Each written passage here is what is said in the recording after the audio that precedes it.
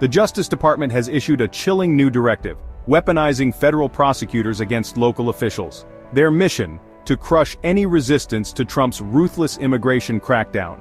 At the heart of this assault is Emil Bove, acting Deputy Attorney General, a man whose loyalty to Trump runs deep. Bove's directive investigate and potentially prosecute local officials who refuse to comply with Trump's immigration agenda. This is a blatant attempt to intimidate those who stand up for the rights of all Americans. By targeting local officials, Trump is sending a message: fall in line or face the consequences. The Justice Department has created a Sanctuary Cities Enforcement Working Group dedicated to dismantling local laws that obstruct Trump's deportation machine. This group operates with the full force of the federal government behind it. This is an unprecedented attack on our democracy, and we must not let it stand. Sanctuary cities, havens for immigrants seeking a better life, are now in Trump's crosshairs. These cities, often led by Democrats, have dared to resist Trump's mass deportation agenda. The Justice Department, under Bove's leadership, is prepared to unleash lawsuits against these cities, challenging their sanctuary policies. These lawsuits are about using the legal system as a weapon to punish those who oppose Trump's will. This assault on sanctuary cities is part of a larger strategy to instill fear and silence dissent. Trump knows that by targeting these cities, he can send a chilling message: you will be punished. But amidst this darkness, there is hope. Democratic-led cities are not backing down, ready to defend their values and protect their residents. This is a battle for the soul of our nation, and the stakes could not be higher.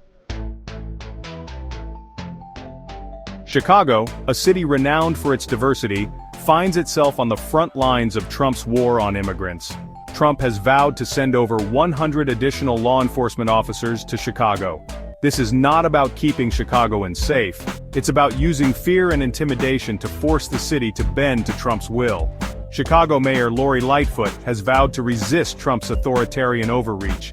She understands that this is not just about immigration, it's about protecting the rights of all Chicagoans. What happens in Chicago will have far-reaching consequences for the future of our democracy.